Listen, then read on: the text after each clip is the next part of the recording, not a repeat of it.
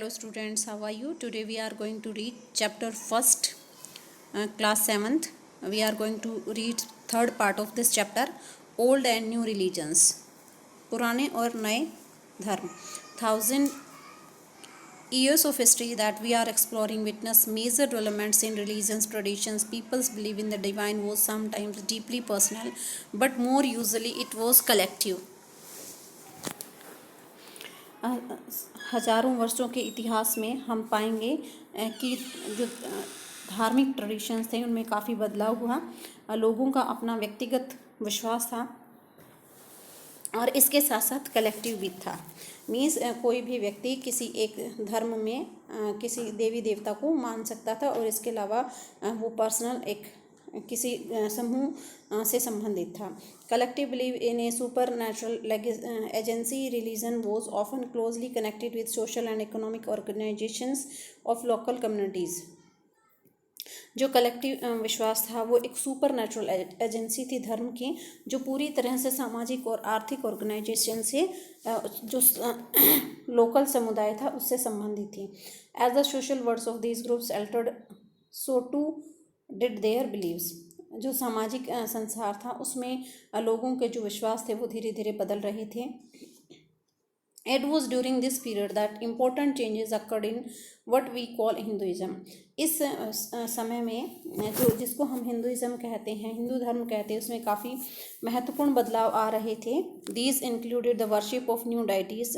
नए नए देवी देवताओं की पूजा करना लोगों ने शुरू कर दिया था. The construction of temples by royalty and the growing importance of Brahmins, the priest, as dominant groups in society. अब जो रॉयल्टी थी, जो शाही लोग थे या वेल्दी पीपल थे, उन्होंने मंदिरों का निर्माण शुरू कर दिया था और जो ब्राह्मण होते थे वो समाज में एक डोमिनेंट ग्रुप बनता जा रहा था. इसका रीज़न क्या था? Their knowledge of Sanskrit text earn the Brahmans a lot of respect in society. ब्राह्मणों ने संस्कृत का ज्ञान, संस्कृत पुस्तकों का ज्ञान अर्जित कर लिया था, जिसके कारण समाज में उनका सम्मान बढ़ता जा रहा था. Their dominant position was consolidated by the support of their patrons, new rulers searching for prestige. अब जो ये ब्राह्मण होते थे, विद्वान होते थे, उन्हें संस्कृत का ज्ञान होने के कारण जो मुख्य शासक होते थे वो उन्हें अपना संरक्षण देते थे. वो उनसे अपनी कुछ मुख्य बातें लिखवाने के लिए, पढ़वाने के लिए उनको रखते थे और उनको उनके बदले में उनको वो रहने के लिए मकान और बहुत सारा धन दौलत उनको देते थे. इस तरह से जो ब्राह्मण थे उनका समाज में प्रभुत्व बढ़ता जा रहा था. One of the major developments of this period was the emergence of the idea of bhakti. इस पीरियड का, इस अवधि का सबसे जो मुख्य महत्वपूर्ण तथ्य था वो था भक्ति का जो विचार था. भक्ति आंदोलन होने लग गए थे. Of A loving personal deity that devotees could reach without the aid of priest or elaborate rituals. अब क्या था कि कोई भी व्यक्ति पुजारियों पर या जो धार्मिक कर्मकांड थे उन पर निर्भर नहीं थी. व्यक्ति अपने किसी भी अपने व्यक्तिगत देवी देवता को, जिसको भी वो पसंद करता था, उसकी वो पूजा पाठ कर सकता था बिना किसी पुजारी की मदद की. तो इन भक्ति आंदोलन के बारे में आप चैप्टर 8 में रीड करेंगे. This was also the period when new religions appeared in the subcontinent. अब मुख्य इस पीरियड की क्या थी कि इस पीरियड में नए नए धर्म आने शुरू हो गए थे.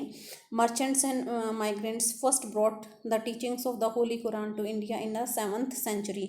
7वीं शताब्दी में जो इस्लाम धर्म का प्रचार करने वाले लोग थे और व्यापारी थे वो भारत इस सब कॉन्टिनेंट में आने लगे और अपने इस धर्म का, मुस्लिम धर्म का प्रचार करने लगे. Muslim regards the Quran as their holy book. Quran को वो अपनी पवित्र पुस्तक मानते थे. And accept the sovereignty of the one God Allah, whose love, mercy and bounty embraces all those who believe in him without regard to social background. वो इस बात का विश्वास करते थे कि परमात्मा अल्लाह एक है और जो उसमें विश्वास रखता है, अल्लाह में विश्वास रखता है, वो उसे बहुत अधिक प्यार, दया देता है, उसे अपने गले लगाता है बिना किसी सोशल बैकग्राउंड के. कि परमात्मा किसी भी व्यक्ति के सामाजिक बैकग्राउंड को नहीं देखता, वो सभी से प्यार करता है. Many rulers were patrons of Islam and ulemas, learned theologians and जूरिस्ट्स.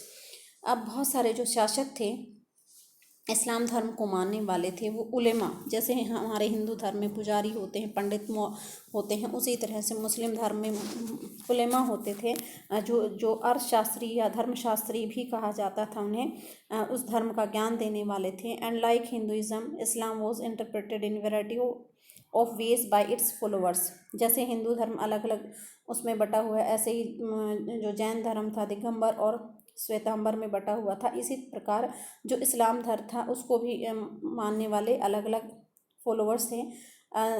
There were the Shia Muslims who believe that prophet Mahmud son in law Ali. जो सिया मुसलमान थे वो पैगंबर मोहम्मद के जो दामाद थे अली, उसको मानते थे अपना लीडर। वो the legitimate leader of Muslim community. जो सिया मुस्लिम कम्युनिटी थी उसके लोग थे, अली को अपना लीडर मानते थे। And the Sunni Muslims was accepted the authority of the early leaders khalifas of the community and the succeeding khalifas. और सुन्नी जो मुसलमान थे वो खलीफा थे जो उसके प्रॉफिट मोहम्मद के जो सक्सेसर थे उनको अपना गुरु मानते थे। There were the other important differences between various schools of law, Hanif and Shafi mainly in India, and theology of mystic traditions. इसके अलावा और दूसरे स्कूल्स भी आ गए थे जिनमें से हनीफ और सफ़ी थे। Thinking about time and historical period. अब हम उस इतिहास का जो समय अवधि है उस समय के बारे में हम कुछ विचार करते हैं। Historians do not see time just as passing of hours, days or years as a clock or calendar। जो इतिहासकार हैं वो समय को केवल कुछ घंटों, दिनों, महीनों, सालों या कैलेंडर या घड़ी के आधार पर नहीं मानते। Time also reflects changes in social and economic organization in the persistence of transformation of ideas and beliefs। जो इतिहासकार हैं एक समय अवधि के दौरान जो समाज में सामाजिक, आर्थिक, धार्मिक या और जो लोगों के विचारों में, विश्वास में जो परिवर्तन आया है उसको समय से मानते हैं।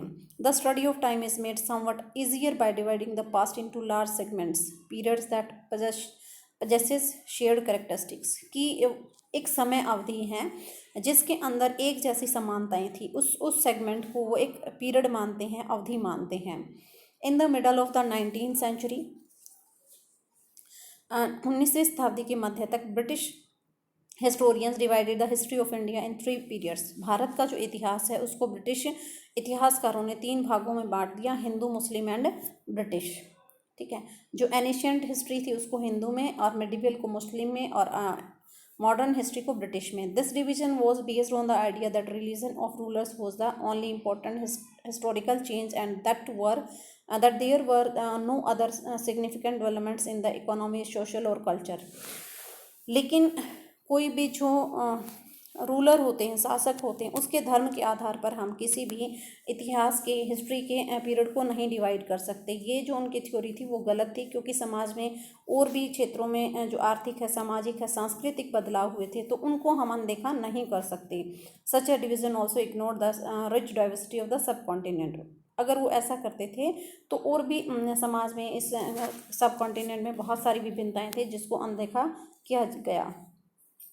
Few historians follow this periodization today.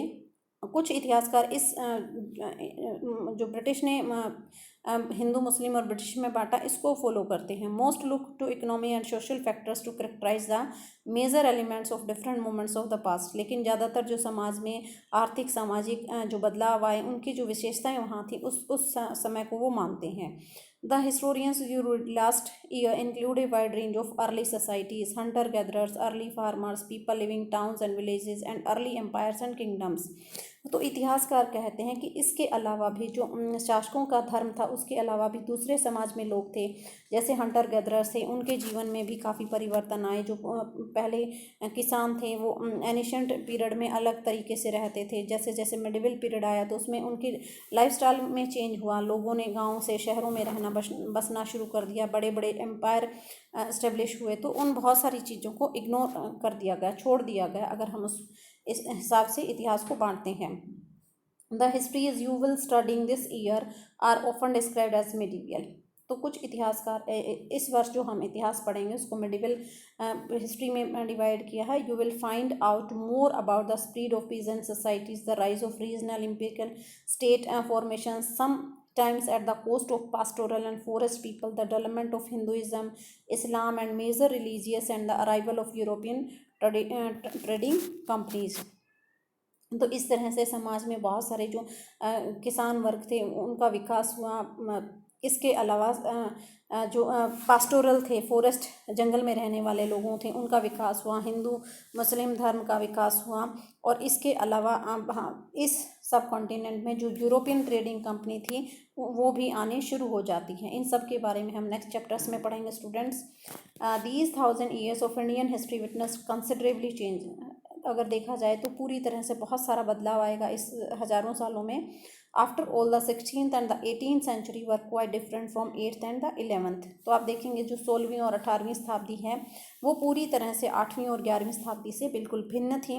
Therefore describing the entire period as one historical unit is not without its problems. Moreover, the medieval period is often contrasted with the modern period. Modernity carries with it a sense of material progress and intellectual advancement. इसलिए इतिहास के इस unit में आप देखेंगे कि कोई भी ऐसी अवधि नहीं थी जो बिना समस्याओं की थी। पूरा जो ये मध्य युग था इसमें बहुत सारी चीज़ों में बदलाव आया। इसमें कुछ मॉडर्नाइजेशन हुआ, लोगों का जो इंटेलेक्चुअल बिलीव थे उनमें भी बदलाव आया। This seems to suggest that the medieval period was lacking of any change whatsoever, but of course we know this was not the case. ठीक है, बहुत सारे इसमें बदलाव आए, कुछ इसमें कमियां भी रहीं, तो लेकिन हम हर चीज़ को अनदेखा नहीं कर सकते। During these 1000 years, the societies of the subcontinent were transformed. Often, economies in several regions reached a level of prosperity. इस सैकड़ों वर्षों के इतिहास में हम देखते हैं समाज में काफ़ी बदलाव आया, बहुत सारे जो आर्थिक परिवर्तन हुए जिससे इस क्षेत्र में काफ़ी समृद्धता आई। That attract the interest of the European trading company. इस समृद्धि के कारण जो यूरोपीय कंपनियां थी वो इस तरफ अट्रैक्ट हुई और यहाँ आकर उन्होंने अपने आप को एस्टेब्लिश किया। As you read this book, look out for signs of change and historical passages at work. Also, whenever you can, compare what you read in this book with what you read last year. आप बहुत सारे chapters इसमें ऐसे पढ़ेंगे जिसको पढ़ने के बाद आपने लास्ट ईयर जो 6th क्लास में पढ़ा था उससे आप अपने आप को कंपेयर करेंगे। Look out for changes and continuities wherever you can and look at the world around you. आप बहुत सारे बदलावों को यहाँ लगातार देखेंगे और अपने आसपास भी उन चीज़ों को देखेंगे। वट एल्स हैज चेंज्ड और रिमेन द सेम। कुछ उनमें बदलाव हुआ या वो बदलाव बिल्कुल वैसे ही रहे। Okay students, thanks. Have a nice day.